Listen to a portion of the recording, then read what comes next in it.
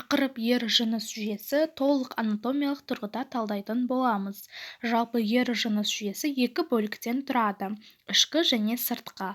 Достар, сіздер арнаға тіркеліп лайк басуды ұмытпаңыздар.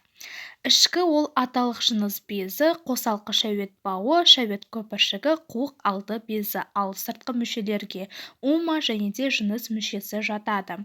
Аталық жыныс безі ума ішінде орналасқан екі түрлі қызмет атқарады: ер кісінің гормондар, яғни андрогенді бөледі, және де ер кісінің ұрығы сперматозоидты тасып шығарады. Аталық жыныс безінің ішкі құрылысы. Бірінші құрылысы — ол сперматоген, яғни ер кісінің жасушасынан сперматозоид шығады. Ал екіншісі сартолле жасуша, ол сперматоген жасушаны қоректендіріп тұрады.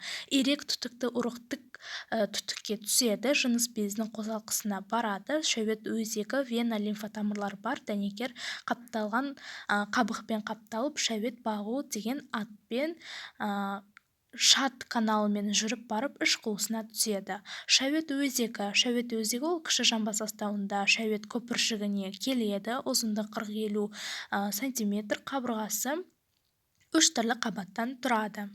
Шырышты, яғни ол ішкі қабаты, ортасы бұлшық еті және де сыртқы жағы дәнекер ұлпалы қабаттардан тұрады. Ал енді шәует көпіршігіне келетін болсақ, ұзындығы 5 см, қуық пен түтікшенің арасында қабырғасы 3 қабаттан тұрады. Сперманы уақытша ұстап тұратын қойма десек те болады.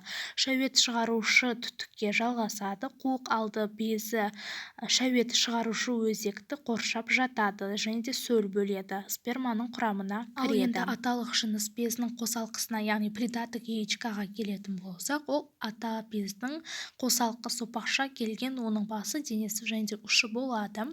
Ата бездің туырынан 15-16 түтікшелер шығып, торланып, қосымшаның басын пайда қылғызады. Қосымшаның түтікшелері иректеліп, төмен қарай бағытталып, қосымша өзек пайда болғаннан кейін ұшында бірігіп, шәует шығарушы өзекке қарай жалғасады.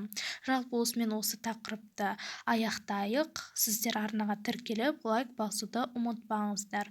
Бұдан кейін де әртүрлі тақырыпта пайдалы ақпараттар берілетін болады. Міндетті түрде арнаға тіркеліңіз. Қазақша контентті қолдауды ұмытпа.